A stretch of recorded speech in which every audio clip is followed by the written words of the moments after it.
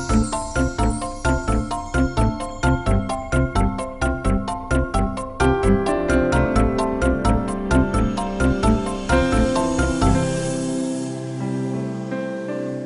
I'm Margot Politis. Welcome to Study English IELTS Preparation. Today we're going to practice our pronunciation. We'll see how pronunciation can change when linking consonants, and then we'll practice pronouncing words beginning with H. Let's begin by taking a look at the story. It's about an area in Melbourne that used to be home to the growling grass frog. It really would have been a fantastic biodiverse area. It's a situation where you've got the Yarra River outflow meeting the bay. So you've got the freshwater ecosystem and the marine ecosystem coming together at that point. These growling grass frogs were here in their millions, hundreds of millions of them probably living in Melbourne, and they have disappeared very, very dramatically. Doing conservation with an animal that people recognise and where they've had a personal experience of an animal disappearing, they understand the reality of what's happening around them and they want to help. And we can get lots of people to come along to a habitat like this and say, I want growling grass frogs back here for my kids and my grandkids, because when I come down, I want to be able to find some tadpoles to show them. Spoken English can be quite different from written English. When you listen to someone speaking English, their words will often flow together. This is because native speakers will connect unstressed words with stressed words. Where these links occur, sentences might sound different to what you'd expect. Have a look at this sentence. He's gone out to dinner. We stress he's, gone, out, and dinner. The to is unstressed. When we link out, which is stressed, and to, which is unstressed, the final t sound in out is held slightly longer. He's gone out to dinner. The t sound is pronounced only once. He's gone out to dinner. Now let's listen to Jerry from the Amphibian Research Centre talking about the grass frog's habitat. We can get lots of people to come along to a habitat like this and say, I want growling grass frogs back here for my kids and my grandkids, because when I come down, I want to be able to find some tadpoles to show them. Jerry says, I want to. The final t sound in want is held slightly longer on the tongue. Then to is pronounced. The t sound is pronounced only once. I want to. This type of linking is called consonant plus same consonant linking. Let's see what happens when a final consonant is linked with a consonant that's similar. Listen to how Jerry links the words around them. Doing conservation with an animal that people recognise and where they've had a personal experience of an animal disappearing, they understand the reality of what's happening around them and they want to help. Jerry says around them. The final d sound in around is similar in pronunciation to the first sound in the word them. This means the sounds are articulated very close to the same position in the mouth. When you articulate d, you can feel your tongue against your tooth ridge, like this, d. And when you say the, your tongue is between your top and bottom teeth, like this, the. When you are linking words with similar sounds, the final consonant and the first consonant will be pronounced very close to each other in the mouth. This is the case with the final d and initial the sound in around them. This type of linking is called consonant and similar consonant linking.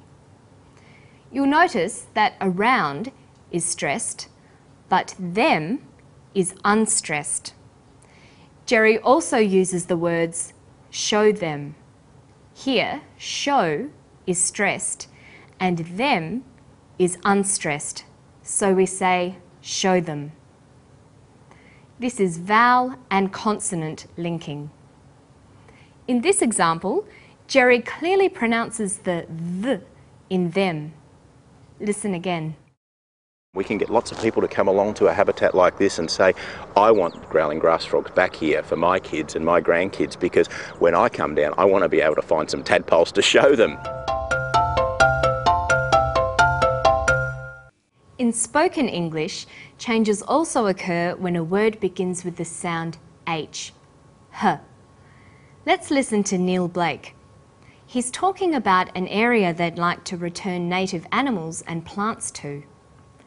You'll hear Neil say, would have been fantastic.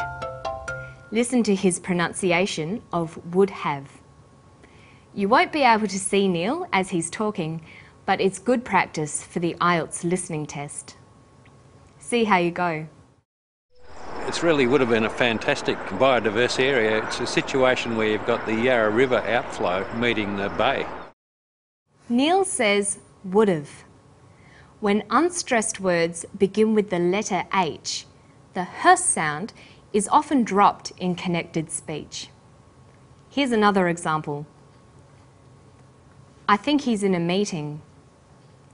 The word think is stressed in this sentence, and he's is unstressed. When these words are linked, the h is dropped. In spoken English, we would say, I think he's in a meeting. Some common words that begin with the h sound and are weak forms include the pronouns he, her, him, and his. There's also these auxiliary verbs, have, had, and has. These pronouns and auxiliary verbs have both strong and weak forms. When they are unstressed, the h sound is dropped. But when stressed, the h sound is pronounced. Now let's listen to Jerry. When he says they have, does he pronounce the h? These growling grass frogs were here in their millions, hundreds of millions of them probably living in Melbourne, and they have disappeared very, very dramatically. Because Jerry stressed the auxiliary verb have, the h sound is pronounced. He says, they have. So we've seen that when native speakers connect speech or link sounds in spoken English, changes occur.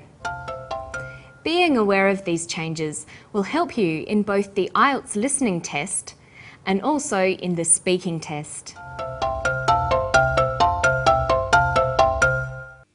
Let's practice the pronunciation we've talked about today. I'll show you a sentence and see if you can pronounce the highlighted words. Here's the first one. What did you send her?